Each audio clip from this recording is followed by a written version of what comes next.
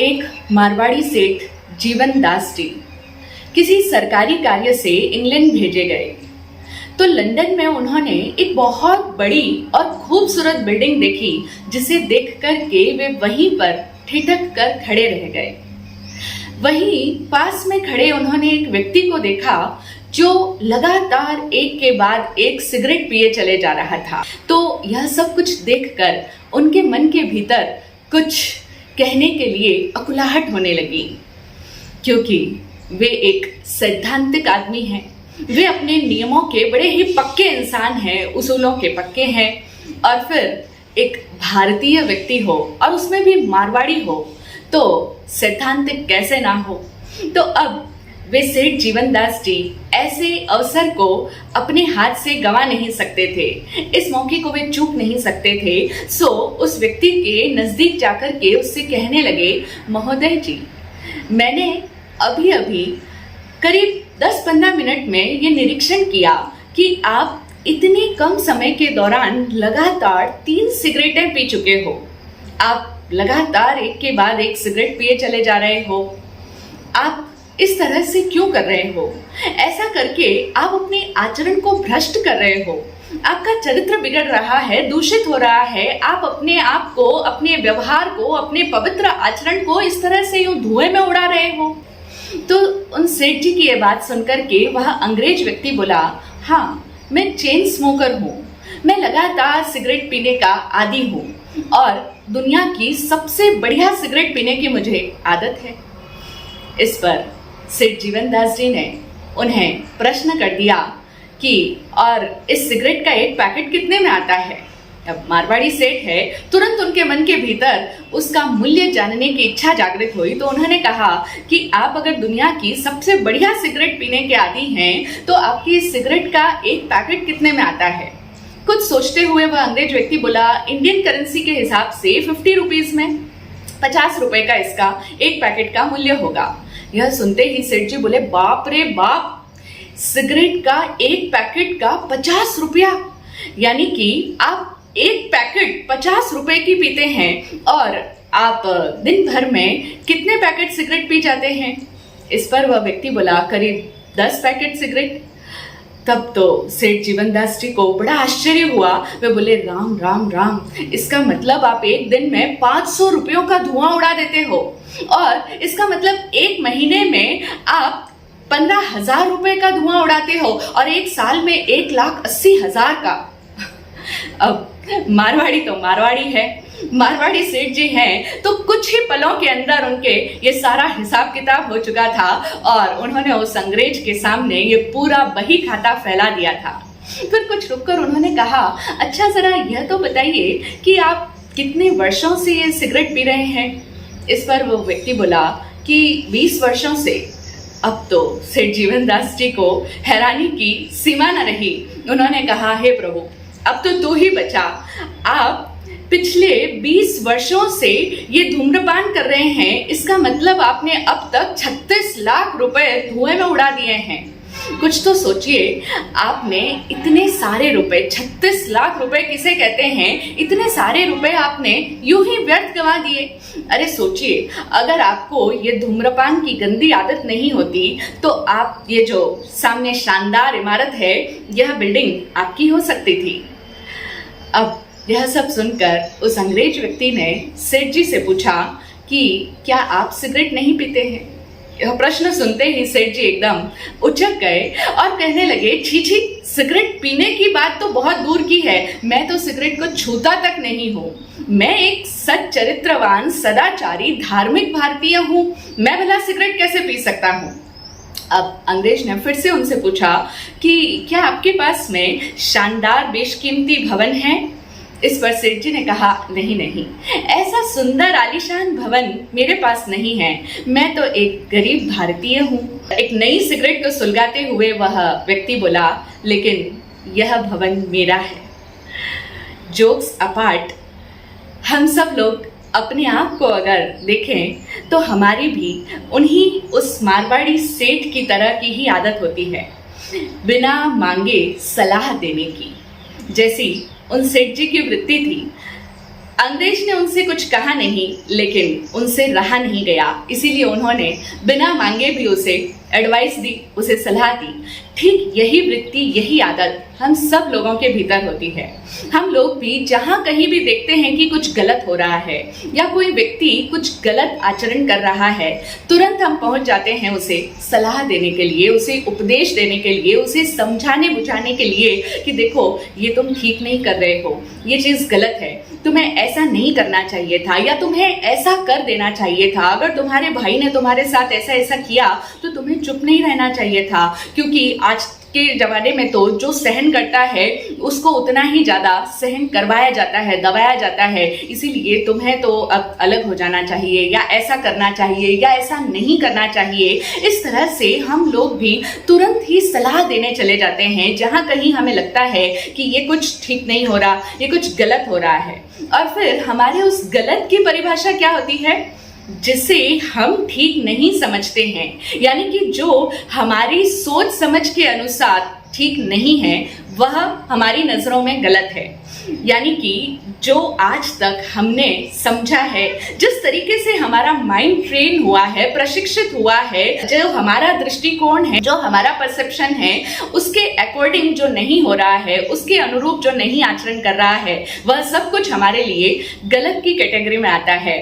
जो हमारी मान्यता के अनुसार नहीं है या जो हमारे सिद्धांतों के अनुसार फिट नहीं बैठता है, वह सब कुछ गलत है हमारी परिभाषा के अनुसार, हमारे दृष्टिकोण के मुताबिक।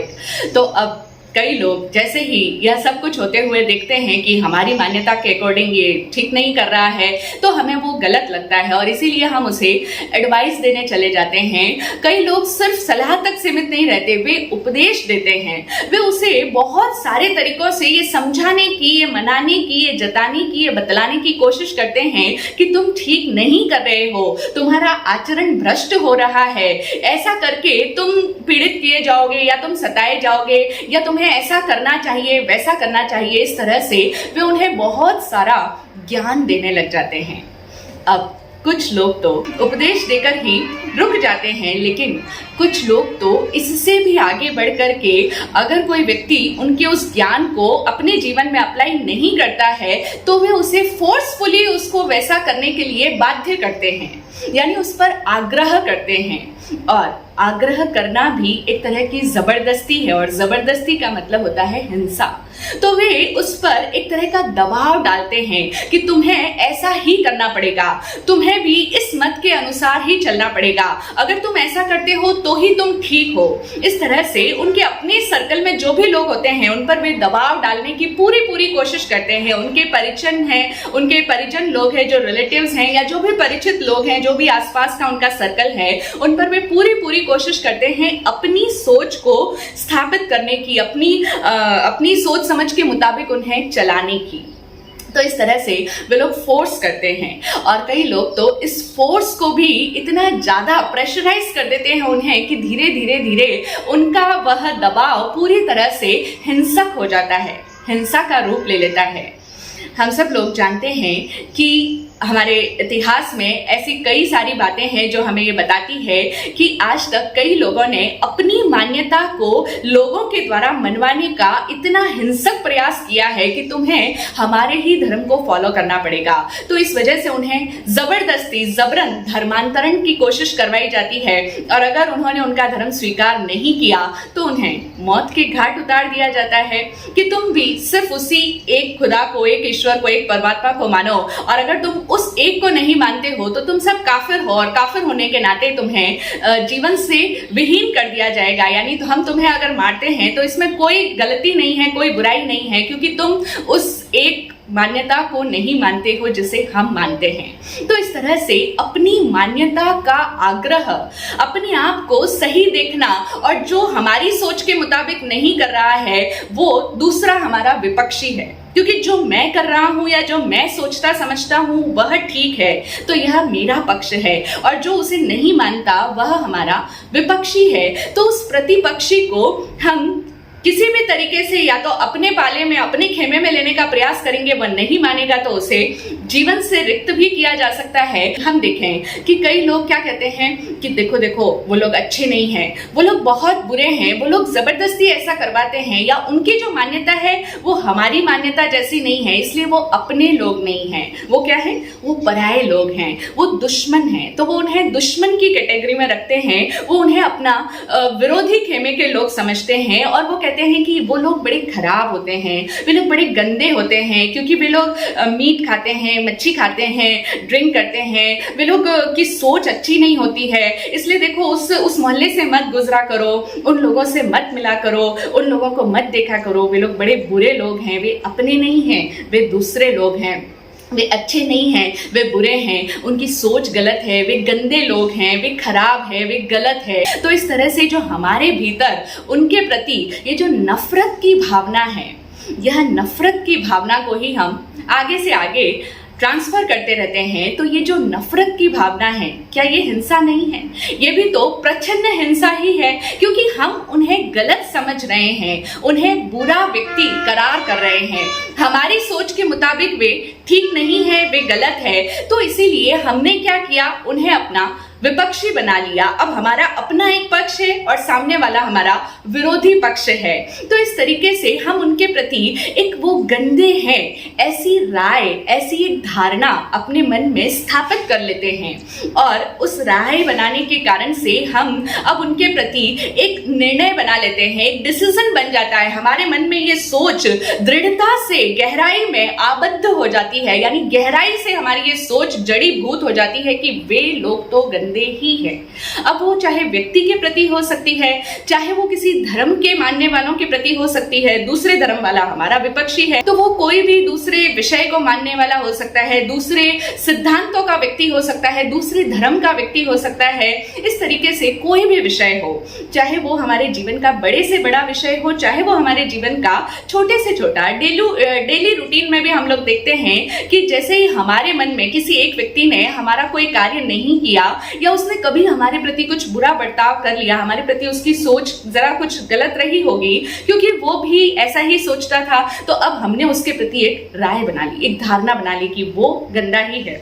घर परिवारों में भी ये बातें साधारणतया देखने में आती ही है। जब लोग अपने बच्चों का रिश्ता करने जाते हैं, संबंध बनाने जाते हैं, तो उससे पहले भी वे आसपास के लोगों से राय लेते हैं कि तुम्हारी नजरों में वो व्यक्ति कैसा है, और फिर जैसे ही वो उसके बारे में कुछ ना कुछ सुन लेते हैं कि अरे वो तो ड्रिंक करता है, या वो ऐसे तरीके का आचरण करता है, या उसे कहीं ऐसे देखा गया था, या वो रात को बहुत देर तक आता है, ना जाने कहाँ कहाँ घूमता है, कहाँ कहाँ जाता है, पता नहीं कैसा उसका आचरण है, तो बस अब हमारे मन में उसके प्रति एक इमेज क्रिएट हो जाती है, एक राय बन जाती है, एक निर्णय हम उसके प्रति स्थापित कर देते हैं। इसी को कहा जाता है कंफर्मेशन बायस, यानी हम उसके प्रति बायस्ड हो जाते हैं, हमने उसे वैसा मान लिया, तो अब हम उसके प्रति सपक्ष हो गए, यानी एक पक्ष बना लिया हमने कि ये तो फला फला व्यक्ति तो ऐसा ही है, फला फला लोग ऐसे ही होते हैं। एक पूरी जाति के प्रति, एक पूरे कौम के प्रति, एक पूरे ग्रुप ऑफ पीपल के प्रति भी हम इस तरह की राय बना लेते हैं, या फिर एक पूरे सिद्धांतों के प्रति, एक पूरे दर्शन के प्रति हम जहां कहीं भी देखें, इसको अप्लाई करके देख सकते हैं कि हमारी हमेशा ही एक निर्णय स्थापित हो जाता है, हम कंफर्मेशन बायस्ड हो जाते हैं। और फिर हम जानते हैं कि जब भी एक व्यक्ति इस तरह से कंफर्मेशन बायसनेस का शिकार हो जाता है, तब उसे उसके हर कृत्य जो सामने वाला कर रहा है, उसका हर कृत्य, उसका हर आचरण, उसका हर क्रियाकलाप फिर उसे उसी अनुसार दिखाई देता है। फॉर एग्जाम्पल, आपने किसी व्यक्ति के प्रति ये सुना कि ये व्यक्ति एक बार मर्डर कर चुका है, या उसने किसी को बहुत मारा पीटा था, तो ये बहुत हिंसक है, झगड़ालू व्यक्ति है। अब वो जो भी आचरण करेगा, अब वो कहीं मार्केट में किसी से बातचीत भी कर रहा होगा ना, तो आपको लगेगा कि बस कहीं ये उसका मर्डर ना कर दे, क्योंकि इतने जोर जोर से चिल्ला चिल्ला कर बात कर रहा है, ये बहुत ज्यादा झगड़ालू है, तो ये हद से आगे भी बढ़ सकता है, इसका अपने गुस्से पर कंट्रोल नहीं है। तो अब हमें उसकी हर चाल चलन में, उसके हर क्रियाकलाप में हमें वही चीज नजर आएगी, क्योंकि हमारी वैसी ही धारणा बन चुकी है, और एक धारणाग्रस्त चित्त सदा ही अपनी धारणा के मुताबिक ही फिर उस इंसान को देखता है। यह है कंफर्मेशन बायसनेस, यानी हमने उसके प्रति एक निर्णय बना लिया, एक कंफर्मेशन दे दिया, एक निर्णय दे दिया, एक जजमेंट दे दिया कि ये ऐसा ही है, ये ठीक नहीं है, ये सही नहीं है, ये गलत ही है, ये दुश्मन ही हैं, ये लोग बुरे ही हैं, या ये विचार ही खराब है, ये विचारधारा ठीक नहीं है, ये इस तरीके का आचरण पवित्र नहीं होता है, ये सब लोग ऐसे ही होते हैं।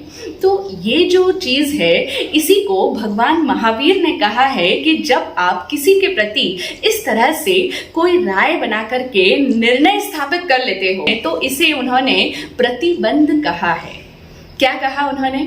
कि यहाँ पर तुम उसके साथ में प्रतिबंध कर रहे हो। और भगवान ने, हम देखें, हर शास्त्र के अंदर, सूत्र के अंदर भगवान की वाणी का हमें यही संदेश मिलता है कि प्रतिबंध मत करो। माँ परिबंधम करेह, अहा सुहम देवाणु पिया, माँ परिबंधम करेह, जहा सुहम अहा सुहम, सुखमय है यह जीवन देवानु प्रिया। बस क्या सावधानी रखनी है? माँ परिबंधम करेह, यानी प्रतिबंध मत करो। माँ यानी मत और करेह यानी करो। क्या मत करो? प्रतिबंध मत करो। पर्युषण पर्व आरंभ होने वाले हैं और पर्युषण पर्व के इन दिनों में पारंपरिक रूप से अंतर्गत दशा सूत्र का वाचन और श्रवण किया जाता है। तो आप सब लोगों ने अंतर्गत दशा सूत्र को अनेकों बार सुना होगा, जिसमें आपने गज सुकुमाल मुनि की कथा भी सुनी होगी। गज सुकुमाल मुनि जो कि श्री कृष्ण के छोटे भाई थे, वे बहुत ही लघु वय में जब थे, करीब 16 या 18 वर्ष की उनकी उम्र रही होगी, और तब श्री कृष्ण के साथ ही एक बार भगवान अरिष्ट नेमि के दर्शन वंदन करने गए, उनकी देशना सुनी, उनका प्रवचन सुना, और उसी एक बार की उनकी वाणी को सुनकर कैसा ज्ञान उन्होंने अपने भीतर धारण कर लिया कि वे तुरंत दीक्षा लेने के लिए तत्पर हो गए और उन्होंने दीक्षा भी ली। और फिर जिस दिन उन्होंने संयम अंगीकार किया, प्रव्रज्या ग्रहण की, उसी दिन उन्होंने भगवान के पास जाकर के अनुमति मांगी, भगवान से ये परमिशन ली कि भगवान, मैं आज की रात्रि को शमशान में जाकर के ध्यान में खड़े होना चाहता हूँ। यानी मैं आज का जो ध्यान कायोत्सर्ग है वह महाकाल शमशान में जाकर के स्वीकार करना चाहता हूँ। इसे साधु की एक विशेष साधना कहा जाता है, जिसके लिए हमारे यहाँ पर प्रतिमा शब्द प्रचलित है। तो वे भिक्षु प्रतिमा को स्वीकार करना चाहते थे। और हम देखते हैं कि सभी शास्त्रों में, सूत्रों में, जब भी भगवान के पास में कोई भी साधक, कोई भी शिष्य आता और किसी भी बात के लिए अनुमति मांगता, तो भगवान उसे सिर्फ एक ही निर्देश देते, कोई लंबी चौड़ी बात नहीं। भगवान सिर्फ एक ही पंक्ति कहते, अहा सुहम देवाणु पिया, माँ परिबंधम करेह। कोई आता कि मैं तप करना चाहता हूँ, मैं गुणरत्न संवत्सर तप करने की अनुमति चाहता हूँ, भगवान का एक ही निर्देश, माँ परिबंधम करेह।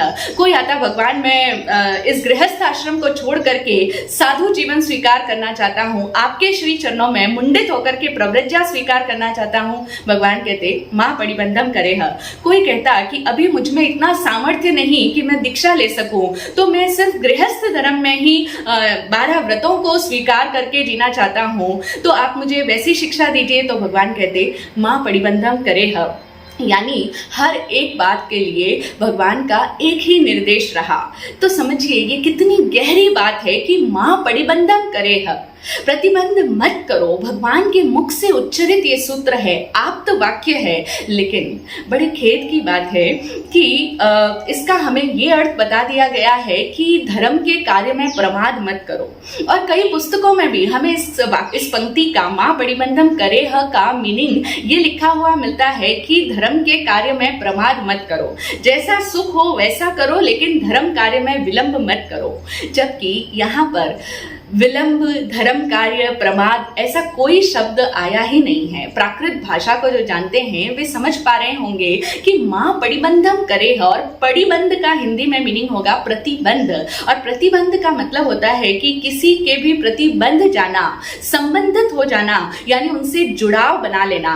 और जब हम किसी के प्रति कोई भी तरह का निर्णय बना लेते हैं, कोई भी तरह की राय व्यक्त करते हैं, हमारे मन में उस व्यक्ति के प्रति जो भी धारणा बन जाती है, तो वही प्रतिबंध करना कहलाता है। क्योंकि आपने उसके प्रति जो निर्णय दे दिया, तो उसी के द्वारा आप अब उस व्यक्ति के साथ में जुड़ गए हो, जुड़ाव बन गया है आपका। क्योंकि आपने उसके प्रति जो ओपिनियन रखा, जो एक निर्णय ले लिया, उसके द्वारा आप उस व्यक्ति के साथ में अब संबंधित हो गए हो, प्रतिबंधित हो गए हो, आपका उसके साथ में जुड़ाव बन गया है, संबंध बन गया है। तो भगवान ने इसी को प्रतिबंध कहा है, और इसी प्रतिबंध को नहीं करने की उनकी हमेशा सीख रही है, या कहें उनका निर्देश रहा है। तो हम बात कर रहे हैं गज सुकुमाल मुनि की। तो भगवान ने उस समय भी उन्हें यही कहा कि प्रतिबंध मत करो, क्योंकि यह प्रतिबंध जो है ना, ये जो जुड़ाव है, यही हमारा संसार भ्रमण का कारण बनता है। यानी इसी प्रतिबंध के कारण एक जीवात्मा इस संसार चक्र के अंदर बार बार जन्म मरण कर रही है। हम जो सिद्ध बुद्ध मुक्त परमात्मा नहीं हो पा रहे हैं, उसका सबसे बड़ा कारण क्या है? प्रतिबंध करना। क्योंकि हम बार बार संबंध बना लेते हैं, जुड़ जाते हैं, जुड़ाव कर लेते हैं, जिसकी वजह से हमारे पाप कर्मों का बंधन होता है, और उस बंध की वजह से ही हम इस संसार में बार बार जन्म मरण कर रहे हैं। तो इसी वजह से ये प्रतिबंध मत करो का सूत्र इतना इंपॉर्टेंट हो जाता है। तो गज सुकुमाल मुनि, जिन्होंने एक ही बार भगवान की वाणी सुनी, लेकिन यह इस सूत्र का सार भगवान ने उन्हें समझा दिया या उन्हें समझ में आ गया, तो अब वे रात्रि के समय में शमशान के अंदर खड़े हैं भिक्षु प्रतिमा को धारण करके, जिसमें उनका ये संकल्प होता है कि अब इतने समय तक, यानी जितने समय का उनका संकल्प है, उस समय के दौरान मैं एक पुद्गल पर, यानी एक निश्चित पदार्थ पर दृष्टि करके, अनिमेष दृष्टि रख करके वो खड़े हैं। वो ध्यान साधना है, जिसे आजकल हम त्राटक ध्यान साधना कहते हैं। तो इस तरह का उनका ध्यान है, उनकी कायोत्सर्ग मुद्रा है, वे खड़े हैं। और उस दौरान अगर कोई भी व्यक्ति उन्हें कुछ कहेगा या उनसे कुछ भी करने के लिए कहा जाएगा, या उन्हें कोई भी तरह की तकलीफ देता है, कष्ट देता है, या उनके प्रति कोई भी बात व्यक्त करता है, उन्हें किसी के भी प्रति कोई जुड़ाव नहीं करना है, कोई प्रतिबंध नहीं करना। भगवान का क्या निर्देश? जैसा तुम्हें सुख हो, बस प्रतिबंध मत करना, इस बात का ख्याल रखना। तो बस यही लॉ, ज्ञान की ये ज्योति अपने भीतर जागृत रखे हुए वे गज सुकुमाल मुनि रात्रि के समय में, यानी शाम से ही वो वहां पर चले गए थे, कायोत्सर्ग मुद्रा में लीन हो गए, खड़े हो गए एक पुद्गल पर दृष्टि रख करके। और तब शाम के समय जब अंधेरा घिरने लगा, तो एक व्यक्ति वहां पर से गुजर रहा है शमशान से। उसने दूर से ही देखा और पहचान लिया कि अरे ये तो गज सुकुमाल है, श्री कृष्ण का छोटा भाई है। और उस व्यक्ति का नाम था सोमिल ब्राह्मण। हम सब लोग इस कथा से परिचित हैं, इसलिए हम विस्तार में नहीं जाएंगे।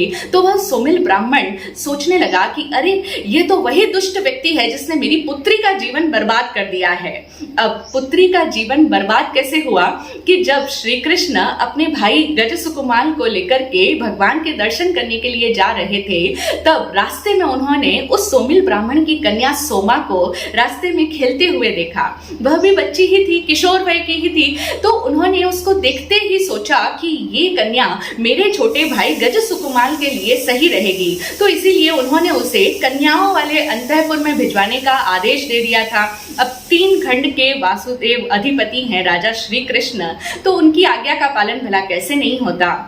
सोमिल ब्राह्मण से परमिशन लेकर के उस सोमा को गज सुकुमाल की आगे आने वाले समय में ये पत्नी बनेगी, इस निश्चय के अनुसार उसे अंतःपुर के अंदर भिजवा दिया गया। लेकिन अब गज सुकुमाल ने तो भगवान की वाणी को सुनकर दीक्षा अंगीकार कर ली। तो बस यही रीजन बना कि सोमिल ब्राह्मण सोचता है कि इसने मेरी पुत्री का जीवन बर्बाद कर दिया, क्योंकि कहाँ तो मैं राजा का संबंधी बनने वाला था, मेरी कन्या श्री कृष्ण के छोटे भाई की पत्नी बनने वाली थी, लेकिन इसने तो दीक्षा ले ली। तो अब मेरी पुत्री का क्या होगा, भविष्य बर्बाद हो गया है। तो उसे इतना क्रोध आया कि उसने वहीं पर देखा कि मैं किस तरह से इससे प्रतिशोध लूं, इससे बदला लूं।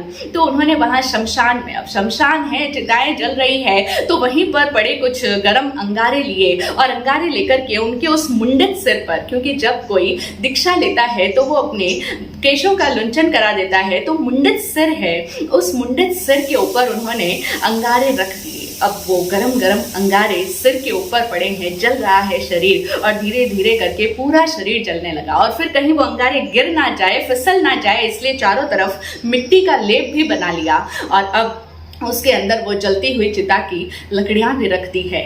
इस तरह से उनको बहुत भयंकर पीड़ा देने का उसका मंतव्य था। उसने पीड़ा भी दी, क्योंकि उसे तो बदला लेना था गज सुकुमाल से।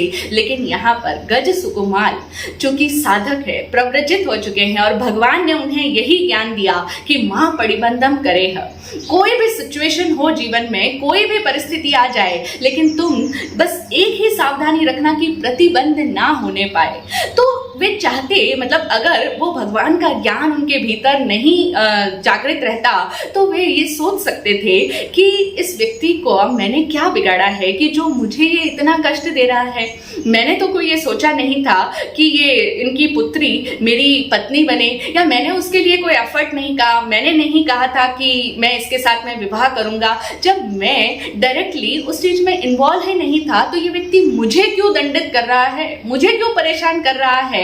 या श्री कृष्ण की गलती थी, बड़े भैया की गलती थी कि उन्होंने ऐसा किया ही क्यों कि जिसकी वजह से आज इसको मुझ पर गुस्सा आ रहा है और ये मुझे तकलीफ दे रहा है? या ये व्यक्ति कितना दुष्ट है कि इतनी छोटी सी बात के लिए मुझे इतना बड़ा कठोर दंड क्यों दे रहा है? या अरे भयंकर मेरे शरीर में वेदना हो रही है। ऐसा कोई भी भाव उनके भीतर में उन्होंने आने ही नहीं दिया। इतनी सजगता, इतनी अवेयरनेस, क्योंकि भगवान की वाणी उनके भीतर झलक रही है, जीवंत है। मां पड़िबंधम करेह, कितना इंपॉर्टेंट ये सूत्र है।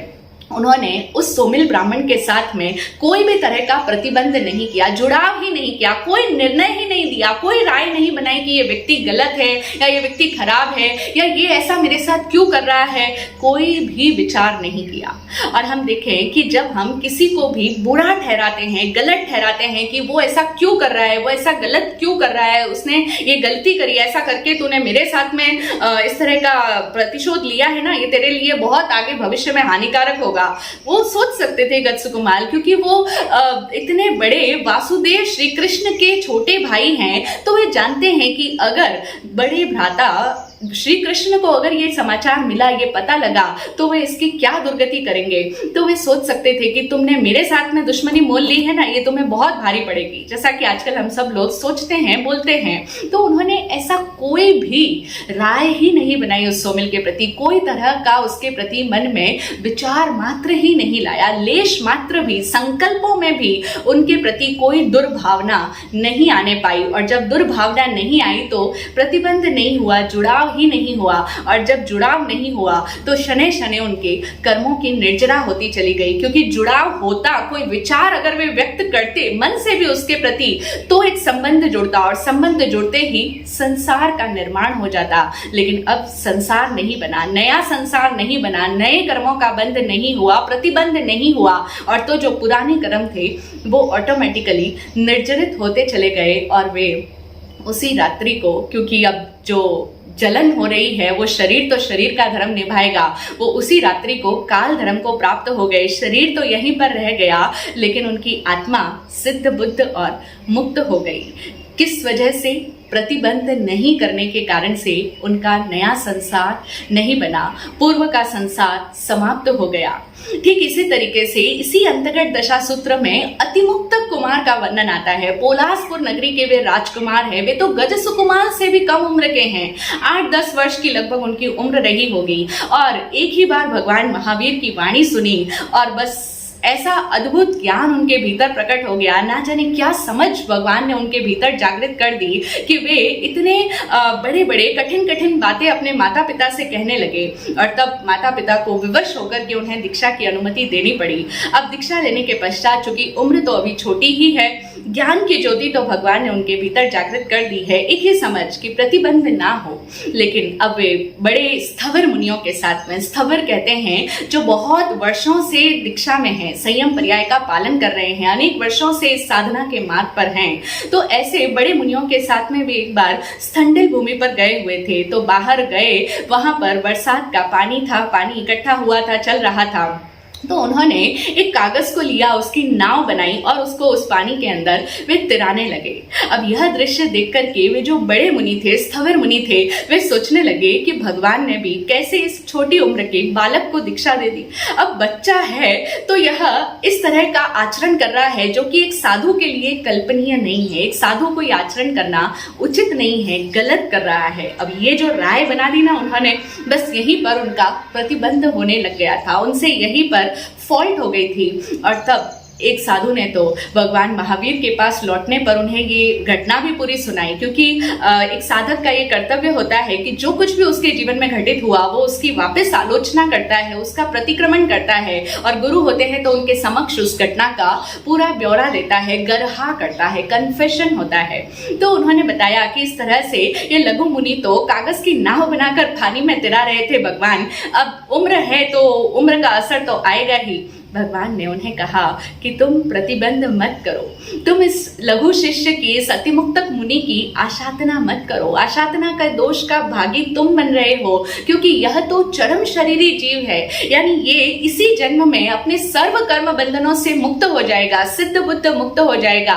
ये प्रतिबंध नहीं कर रहा है, जुड़ाव नहीं कर रहा है, लेकिन तुम इसके प्रति जो राय रख रहे हो, इसे गलत समझ रहे हो, इस वजह से तुम्हारा प्रतिबंध हो रहा है। तो तुम ही अपने इस भूल का प्रायश्चित कर लो। हम देखें, भगवान ने उन्हें ही प्रायश्चित करने का फरमान दे दिया। इसी तरीके से उपासक दशांग सूत्र में एक बहुत ही प्रसिद्ध घटना प्रसंग का वर्णन मिलता है। बड़ा ही ऐतिहासिक प्रसंग है ये। भगवान के प्रथम गणधर इंद्रभूति गौतम स्वामी आदरणीय है, प्रथम गणधर हैं। वे आनंद समणोपासक के यहाँ पर जाते हैं जब वो इतने वर्षों की साधना कर रहा है और उसके जीवन का अंतिम समय निकट है, क्योंकि अनेक वर्ष हो गए उसे साधना रत रहते हुए। तो वह संथारे में है, उसने संलेखना संथारा स्वीकार किया है, और तब उस नगरी में भगवान महावीर पधारते हैं। इंद्रभूति गौतम स्वामी उसके पौषधशाला के पास से होकर के गुजरते हैं, तो वो सोचते हैं कि मैं उसे दर्शन दे आऊं। तो वो आनंद की पौषधशाला में जाते हैं, और तब उनकी आनंद समणोपासक के साथ वार्तालाप होता है, बातचीत होती है, जिस दौरान आनंद समणोपासक उन्हें बताता है कि भगवान, मैं इस जिन शासन की साधना में जो इतने वर्षों से रत हूं, उससे मुझे इतना इतना अवधि ज्ञान उत्पन्न हुआ है। अवधि ज्ञान हमारी इंद्रियों से भी परे उत्पन्न होने वाला ज्ञान है, यानी ये जो इंद्रियां हमारी देख सकती है, सुन सकती है, समझ सकती है, ग्रहण कर सकती है, उनसे ज्यादा, जिसको आज हम कहें अतीन्द्रिय ज्ञान, इंद्रियों से परे होने वाला ज्ञान, तो उसका भी एक अवधि होती है, एक लिमिटेशन होती है। पूर्ण नहीं है, लेकिन किसी को थोड़ा, किसी को ज्यादा, किसी को बहुत ज्यादा, इस तरह से एक अवधि के दौरान होने वाला अतीन्द्रिय ज्ञान को अवधि ज्ञान कहा जाता है। तो आनंद समणोपासक ने गणधर गौतम स्वामी को अपने अवधि ज्ञान के विषय के बारे में बताया कि वो इतना है कि उसमें मैं पहले देवलोक तक देख सकता हूँ, इतने इतने नरक तक देख सकता हूँ, इतना इतना तिरछा क्षेत्र में उस अपने अवधि ज्ञान के द्वारा देख पा रहा हूँ। इस बात को सुनते ही इंद्रभूति गणधर गौतम स्वामी ने कहा कि गौतम आनंद, ऐसा हो ही नहीं सकता। तुरंत उनके मन में क्या आया कि इतना अवधि ज्ञान, इतना विस्तृत, इतना व्यापक अवधि ज्ञान जिसकी सीमा इतनी अधिक लंबी चौड़ी हो, ऐसा व्यापक अवधि ज्ञान एक गृहस्थ व्यक्ति को नहीं हो सकता। और यहाँ पर जो उन्होंने ये निर्णय दे दिया, डिसीजन कर लिया ना, कंफर्मेशन बायस्ड हो गए कि एक गृहस्थ को इतना अवधि ज्ञान हो ही नहीं सकता है, बस यहीं पर उनकी भूल हुई। और तब जब वे आनंद को तो कह दिया कि तुम्हें इतना अवधि ज्ञान नहीं हो सकता, तो तुम गलत बोल रहे हो, और अगर गलत बोल रहे हो तो तुम्हें इसका मिच्छामि दुक्कडम करना चाहिए। तुम्हारे जो व्रत लिए हैं उसमें कहीं ना कहीं भूल हो रही है, या तो तुम कहने में अतिशयोक्ति कर रहे हो, ज्यादा बता रहे हो, और या फिर तुमने गलत समझ लिया है। लेकिन इतना तो पॉसिबल ही नहीं है एक गृहस्थ साधक को। अब ये जो उनकी मान्यता थी, ये जो उनकी धारणा थी, बस यही था, बंद, जुड़ाव कर लिया, राय बना दी। और तब जब वे भगवान महावीर के पास में गए, पूरी घटना का विवरण उन्हें सुनाया, तब भगवान ने क्या कहा कि भव्य, तुम्हें ही करना होगा लगे दोष का नाश, यानी दोष तुम्हें लगा है, भूल तुमसे हुई है, क्योंकि तुमने ये मान्यता बना ली कि एक गृहस्थ को इतना अवधि ज्ञान नहीं हो सकता, जबकि ऐसा नहीं है। तो तुम्हें अपनी भूल के लिए प्रायश्चित करना होगा। और कहते हैं कि तब इंद्रभूति गणधर गौतम स्वामी, जिनका बेले का पारना था, वे तुरंत बिना आहार पानी लिए, बिना पारना किए, तुरंत पुनः आनंद समणोपासक के पास जाते हैं और उससे हाथ जोड़ करके क्षमा मांगते हैं। बहुत प्यारा प्रसंग है ये, बहुत सुंदर वर्णन उपासक दशांग सूत्र के प्रथम अध्ययन में हमें इसका मिलता है। तो समझने की बात क्या है हमारे लिए कि इस तरह से हम देखें कि जब भी एक साधक अगर किसी के भी प्रति कोई भी राय बना देता है, कोई भी निर्णय अगर बना लिया, कोई भी धारणा आपने किसी के भी प्रति बना ली, चाहे वो गलत है ऐसी, चाहे वो बहुत सही है, वो बहुत अच्छा है, ये भी तो एक धारणा ही है, क्योंकि हर बात के दोनों पक्ष होते हैं और ये भी दूसरा पक्ष है जिसको हम लोग समझते हैं कि हमें किसी को ये बहुत ज़्यादा अच्छा है, ये बहुत ही प्यारा है, बहुत बढ़िया है, इस तरह से जब हम उसके प्रति कहते हैं या हमारे मन में ऐसे भाव आते हैं तो उसको हम लोग समझते हैं कि हमारा उससे अटैचमेंट हो गया है, जुड़ाव बन जाता है, क्योंकि हम उसे पसंद करने लगते हैं। लेकिन जब आप किसी को गलत बता रहे हो, आप उसके प्रति नफरत के भाव रख रहे हो, घृणा करते हो, उससे दुश्मन मानते हो उसको, उसके प्रति आपको क्रोध आता है, तो यहां पर भी तो आप उसके साथ जुड़ाव कर रहे हो। ये भी जुड़ाव है, ये नेगेटिव रूप में होने वाला जुड़ाव है। और पॉजिटिव रूप में होने वाले जुड़ाव को हम सब लोग समझते हैं कि जब हमें बहुत कोई व्यक्ति पसंद आता है या कोई विषय पसंद आता है, हम उसकी बहुत तारीफ पे तारीफ किए जाते हैं, तब हमें समझाया जाता है कि नहीं, ऐसा नहीं करना चाहिए, क्योंकि इस तरीके से तुम उसमें आसक्त हो रहे हो। अब चाहे वो कोई व्यक्ति हो सकता है, वो कोई भी पदार्थ हो सकता है, वो कोई भी वस्तु हो सकती है, वो कोई भी विषय हो सकता है, कोई हमारा वाद हो सकता है। यानी एक व्यक्ति अपने वाद के प्रति भी इस तरह से आसक्त हो सकता है कि जो मेरी बात है, जो मेरे सिद्धांत है, बस वही सत्य है, वही सबसे अच्छे हैं दुनिया में, बाकी सब बेकार है, वो उतने परफेक्ट नहीं है जितना हमारा भगवान का कहा गया कथन सबसे ज्यादा अच्छा और सच्चा और प्रामाणिक होता है, बाकी का इतना अच्छा नहीं होता, बाकी सब थोड़े अधूरे हैं। अब आपने ये जो धारणा बना ली है तो यहाँ पर जुड़ाव हो रहा है। इस जुड़ाव को तो हम सब लोग समझते हैं, हमने सुना है कि आसक्ति नहीं रखनी चाहिए, या फिर किसी वस्तु को देखकर उसका अनुमोदन नहीं करना चाहिए कि अरे वाह कितनी सुंदर बिल्डिंग बनी है, या कितना सुंदर पर्स है, या ये व्यक्ति कितना अच्छा बोलता है, कितना बढ़िया भाषण देता है, वाह वाह क्या गजब इसकी कला है, कितना अद्भुत फन है इसके अंदर, क्या गजब कलाकार है। इस तरह से प्रशंसा नहीं करनी चाहिए, ऐसी अनुमोदना करने से हमें पाप लगता है। ये बात आपने कई बार सुनी होगी, गुरुवाणी में, गुरु प्रवचनों में आपने सुनी होगी। तो इसे अनुमोदना करना कहते हैं कि आप उनकी प्रशंसा, अनुशंसा मत कीजिए। लेकिन आप देखिए, इसी अनुमोदना का दूसरा पहलू ये है कि जब आप किसी को स्ट्रांगली डिसलाइक कर रहे हो, हेट कर रहे हो, तब भी तो आप उसकी अनुमोदना ही कर रहे हो, क्योंकि जुड़ाव तो दोनों में ही बराबर हो रहा है। जहां पर भी आप चाहे सकारात्मक रूप से चाहे नकारात्मक रूप से जुड़ रहे हो, अपनी राय व्यक्त कर रहे हो, उसके साथ में आपने अपना कनेक्शन बना लिया है, तो जो भी व्यक्ति, वस्तु, विषय, पदार्थ इत्यादि आपके भीतर पॉजिटिव अथवा नेगेटिव, सकारात्मक अथवा नकारात्मक भावना उत्पन्न करते हैं और आप उसके प्रति वैसी धारणाग्रस्त हो जाते हो, वैसे ही निर्णय बना लेते हो, वैसे ही राय स्थापित कर देते हो, तो इसका मतलब आपका अब उस व्यक्ति, वस्तु, विषय से प्रतिबंध हो गया है। आप जुड़ गए हो। आप कहो कि मुझे फला समुदाय के लोग बिल्कुल पसंद नहीं है, जुड़ाव हो गया। कहीं ना कहीं अब भविष्य में आपका ये प्रतिबंध आपको पुनः उनसे संबंधित करवाएगा। किसी न किसी प्लेटफॉर्म पर फिर से आपका आमना सामना होगा, मिलना जुलना होगा। चाहे आप दोस्ती के रूप में किसी से जुड़ाव कर रहे हो, चाहे आपने किसी से दुश्मनी के रूप में अपना जुड़ाव कर लिया है। तो अनुमोदना का ये दूसरा पक्ष भी है जिससे शायद हम लोग अभी तक इतने परिचित नहीं है, या ये हमें कभी समझाया नहीं गया, इसलिए हमने कभी जाना ही नहीं कि नेगेटिवली भी अगर हम उसके प्रति जुड़ाव कर रहे हैं तो प्रतिबंध हो रहा है, और यह भी एक तरह की अनुमोदना ही है।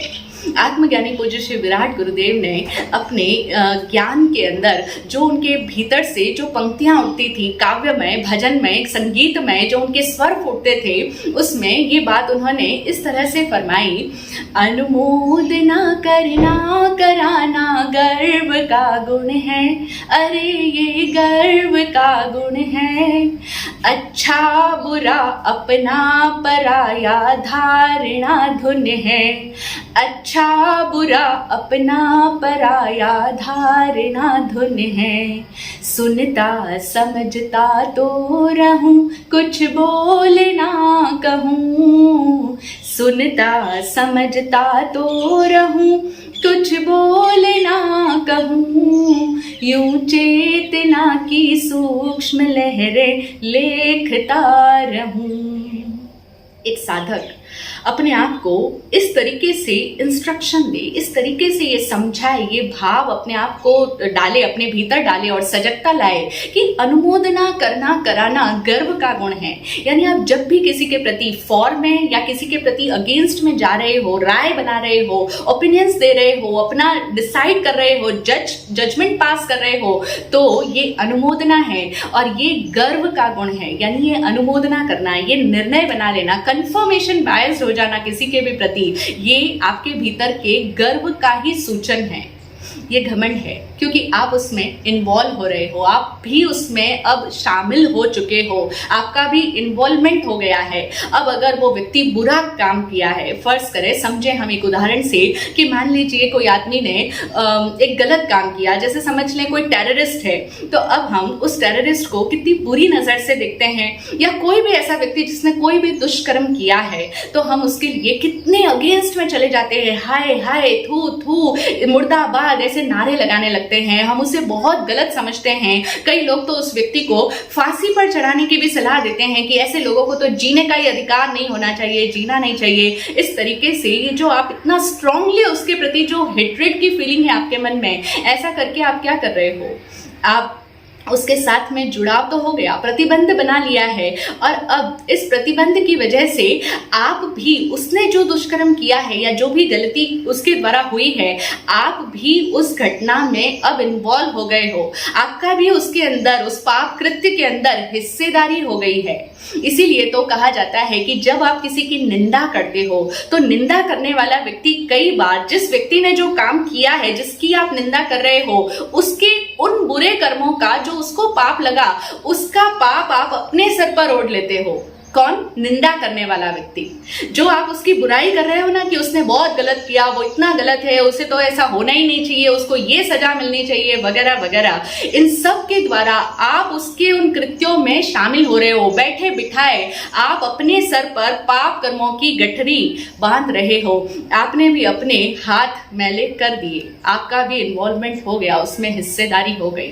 समझिए, इसीलिए भगवान ने कहा कि कुछ भी करो, कोई भी साधना हो, बस एक ही सजगता रहे पूरे जीवन भर कि मेरा कहीं पर भी किसी से भी पॉजिटिवली या नेगेटिवली जुड़ाव ना बनने पाए, प्रतिबंध ना होने पाए, मैं कहीं किसी के प्रति कोई भी राय ना दूं, कोई निर्णय मत बनाओ कि ये अच्छा है या ये बुरा है। क्योंकि इस भजन की, इस साधक को जो इंस्ट्रक्शन अपने आप को देना है, उसकी दूसरी पंक्ति क्या कहती है आगे कि अच्छा बुरा अपना पराया धारणा धुन है।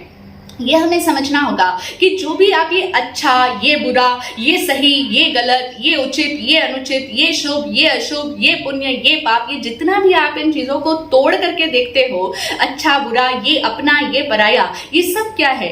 ये बस आपकी धारणा की धुन है। यानी ये सब आपके मन की मान्यता है, एक धारणा है जो आपने अपने मन में बिठा रखी है।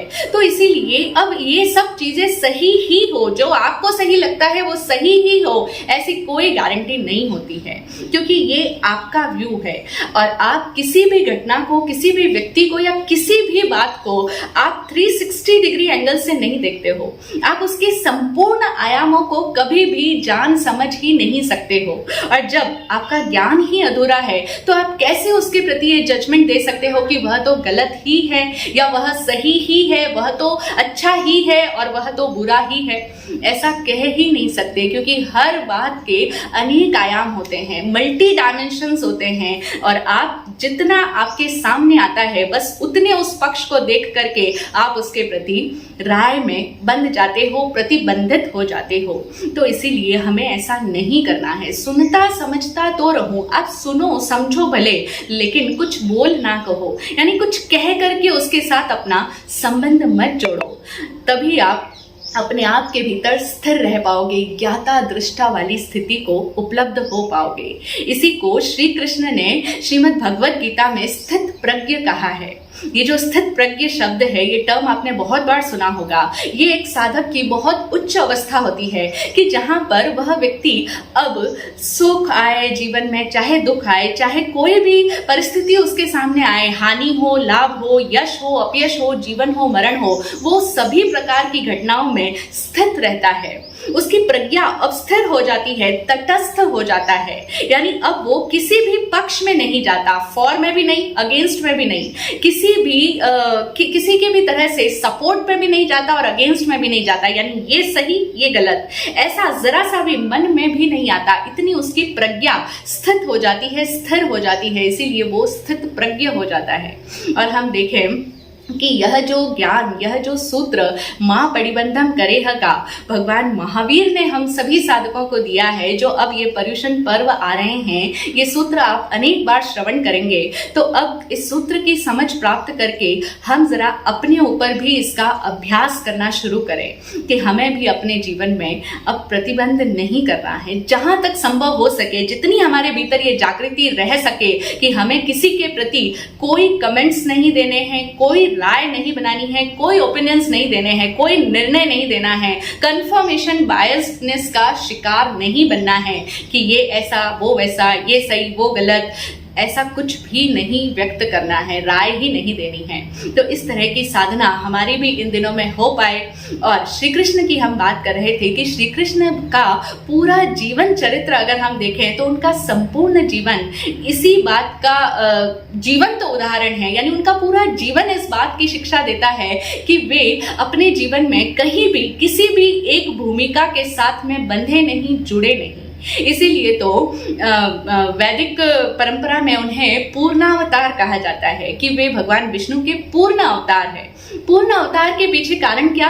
क्योंकि वे किसी भी एक चीज से बंधे हुए नहीं थे। जैसे हम श्री राम की बात करें तो वे मर्यादा पुरुषोत्तम थे, वो मर्यादा के साथ में बंधे थे। लेकिन श्री कृष्ण कोई भी एक पात्र, एक रूप, एक आकार, एक भूमिका के साथ बंधे नहीं रहे। जहां जब जैसी आवश्यकता आन पड़ी वैसा रोल उन्होंने प्ले किया। लेकिन सबसे बड़ी बात कि भीतर में वो उन सब से अछूते थे, निर्लिप्त थे।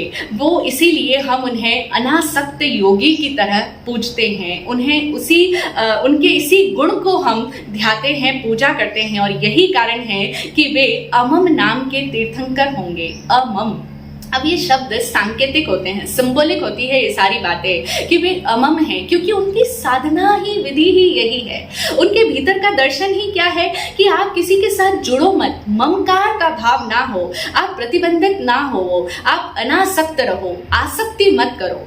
अब यहाँ पर आसक्ति से हम लोगों का जो समझ है वो भी बहुत छोटी है। हम इसको पूरा व्यापक अर्थों में नहीं समझते। हमें लगता है आसक्ति बोले तो सिर्फ अटैचमेंट, और अटैचमेंट बोले तो जो हम किसी को लाइक करते हैं, पसंद करते हैं, वही अटैचमेंट है। लेकिन सिर्फ वही अटैचमेंट नहीं होता जब आप किसी को लाइक कर रहे हो, वही आसक्ति नहीं है। आप जो डिसलाइक कर रहे हो, आप जो उन्हें पसंद नहीं कर रहे हो, उनसे घृणा कर रहे हो, वह भी आपकी आसक्ति ही है। इसी बात को कली हनुवाणी नामक पुस्तक के अंदर भी बहुत ही सुंदर तरीके से अभिव्यक्त किया गया, जो भगवान महावीर का प्रतिबंध मत करो का संदेश है, और जो श्री कृष्ण का स्थित प्रज्ञ होने का या अनासक्त रहने का जो संदेश है, निष्काम होने का, उसी बात को जो इस पुस्तक के अंदर बताया, जो कि कहा जाता है कि हनुमान जी की वाणी है।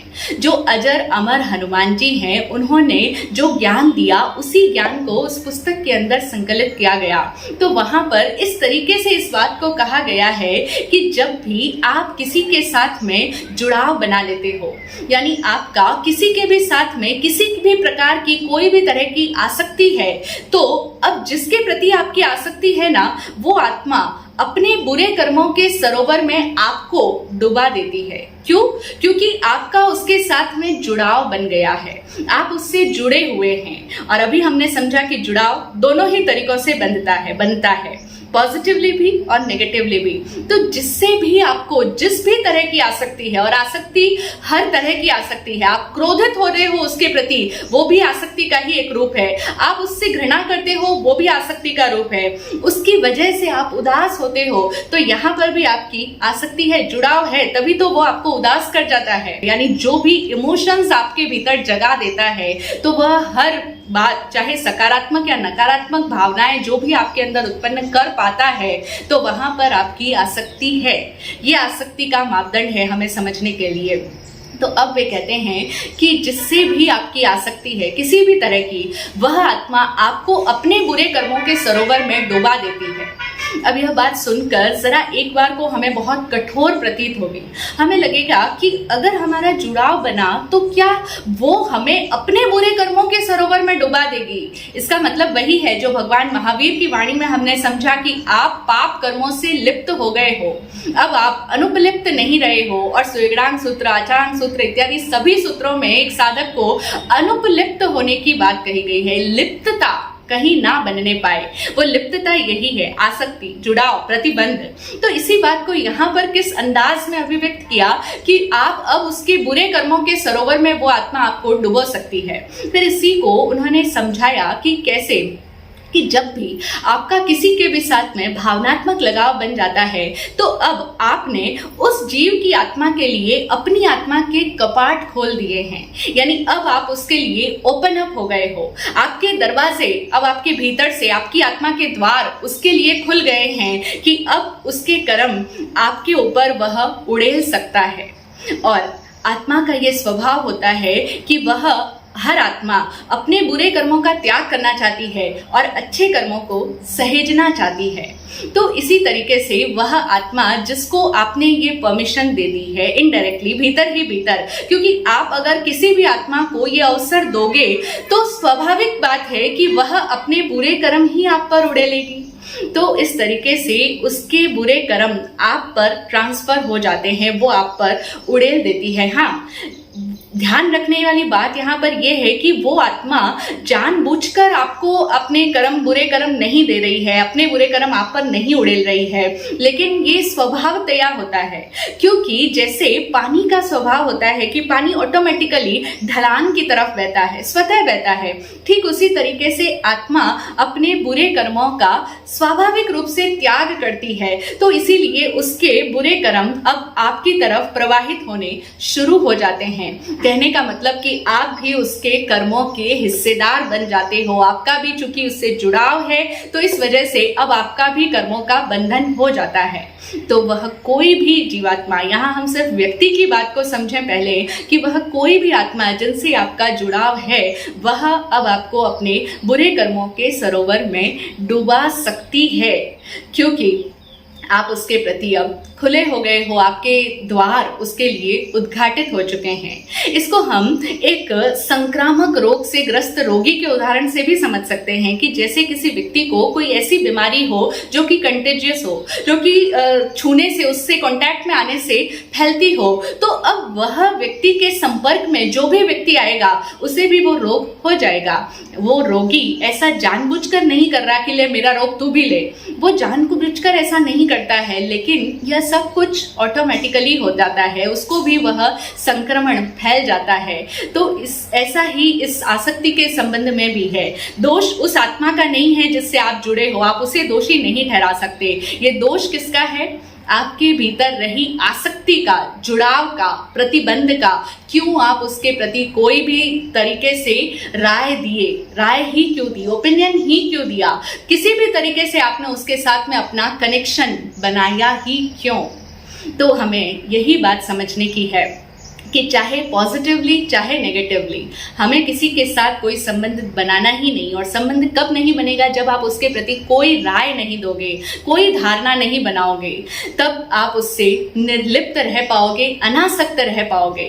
तो आप समझो, इसको हम एक और एग्जाम्पल से समझें कि जैसे आप समझिए पॉजिटिवली कैसे लोग जुड़ते हैं कि एक बहुत बड़ा संगीतकार है, गायक कलाकार है, तो अब उस व्यक्ति के बहुत सारे लोग उसको चाहने वाले हैं।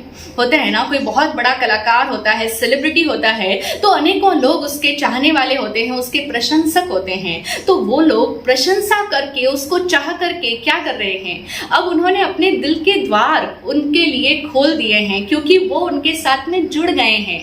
कैसे? प्रशंसा करके, उनको चाह करके। इसी को हमारे यहाँ अनुमोदना कहा जाता है ना। तो आप उनकी प्रशंसा करके आप उनके साथ में जुड़ गए हो। उनके सभी प्रशंसकों की आसक्ति उस संगीतकार के प्रति एक पक्षीय होती है, यानी वो लोग उसे चाहते हैं। हो सकता है वो संगीतकार तो इतने लोगों को नहीं जानता, वो तो बहुत बड़ी सेलिब्रिटी है, वो अपने उन फैंस को, लाखों करोड़ों चहेते लोगों को, उन फैंस को नहीं जानता है, लेकिन अब उन सभी लोगों ने, उन चहेते लोगों ने, उन फैंस ने अपनी आत्मा के द्वार उसके लिए खोल दिए हैं। तो अब उनके कर्मों के हिस्सेदार वे भी हो चुके हैं। इसी तरीके से लोग जो राजा होते हैं, जो बड़े पोस्ट पर होते हैं, शीर्षस्थ नेता होते हैं, उन राजा के प्रति कई लोग प्रेम करते हैं। बहुत प्रेम होता है कि हमारे यहाँ के जो मंत्री हैं या जो प्रधानमंत्री हैं या जो राजा हैं वो बहुत बढ़िया है, वो हमारा इतना भला कर रहे हैं, उनकी सोच बहुत दूर व्यापी है, बहुत दूर तक जाती है, वो है तो सब कुछ संभव है, सब कुछ हो सकता है। इस तरीके से बहुत लोग स्ट्रांगली उन्हें पसंद करते हैं, उनसे प्रेम करते हैं, उनके समर्थक हैं। और कुछ लोग होते हैं जो उनसे घृणा भी करते हैं। जीवन में ये दोनों बातें हमेशा ही साथ साथ चलती है, फॉर भी और अगेंस्ट भी, पक्ष भी और विपक्ष भी। तो जो भी लोग चाहे कोई उनसे प्रेम कर रहे हैं चाहे घृणा कर रहे हैं, ये दोनों ही आसक्ति के ही रूप है और दोनों ही तरह की सोच रखने वाले लोग उनके साथ में अपना जुड़ाव बना रहे हैं और यह जुड़ाव उन्हें भी उनके कर्मों से प्रभावित कर रहा है, उनके कर्म अब उन्हें भी छुएंगे। तो इन सभी बातों को हम समझें कि चाहे प्रेम करें चाहे घृणा करें, चाहे किसी को स्ट्रांगली लाइक करें, पसंद करें, चाहे किसी को ना पसंद करें, चाहे किसी के प्रति हमारा बहुत अच्छा भाव हो उस वजह से भी हम उसके साथ बंध जाएंगे, और चाहे हम किसी को गलत समझें, गलत ठहराएं तो भी हमारा उसके साथ में कनेक्शन बन जाएगा। ना सिर्फ यह बात व्यक्ति के प्रति है बल्कि हर विषय के प्रति है। हर सब्जेक्ट, चाहे आप उसको बहुत बड़ा अच्छा समझ रहे हो, चाहे आप उसको गलत समझ रहे हो कि ये खराब है, ऐसा नहीं करना चाहिए, तुम ऐसा करते हो तो गलत हो, ये गलत बात है, कितना लोग एडमेंट हो जाते हैं, आग्रहशील हो जाते हैं। तो वहाँ पर हमें समझना है कि हमें ऐसा नहीं होना है, क्योंकि हम उनसे अन्यथा प्रतिबंधित हो जाएंगे। और भगवान ने हमें क्या कहा, माँ बड़ी बंधम करे है। तो इस पर्यूषण हमें जो भी साधना करनी है उन सभी साधना में ये सबसे बड़ी साधना करनी है, इस अवेयरनेस को अपने भीतर लाना है कि कहीं मैं किसी भी विषय के प्रति प्रतिबंधित तो नहीं हो रहा, अपना जुड़ाव तो नहीं बना रहा, कहीं मेरा कनेक्शन तो नहीं बैठ रहा। बस अगर इन 8 दिनों में हमने इसी बात का प्रैक्टिस कर लिया, इसी बात की अगर हमने जागृति रख ली, अपने भीतर ये सजगता लिया है, तो फिर यह हमारे पूरे जीवन भर फैल जाएगी, क्योंकि ये समझ, ये ज्ञान हमारे भीतर जाएगा और हम इसे प्रैक्टिस करेंगे, अपने आप के साथ में अप्लाई करेंगे, तो हम शनै शनै धीरे धीरे इस तरह के प्रतिबंधों से बचते चले जाएंगे और तब हम नए संसार का बंधन नहीं करेंगे। हमारा नया संसार निर्मित होना बंद हो जाएगा और शनै शनै जो पूर्व कर्म है वो रिक्त होते चले जाएंगे, चुकते चले जाएंगे और हम सर्व कर्म बंधनों से मुक्त होने की राह पर आगे बढ़ जाएंगे। और यही तो हम सबका इष्ट है, हम सभी यही तो चाहते हैं कि हम सभी मुक्त हो पाए, यह संसार का भव भ्रमण हमारा रुक जाए, तो हम प्रतिबंधों से, सर्व प्रकार के प्रतिबंधों से मुक्त बने। यही सद्भावना। ओम शांति, जय हो।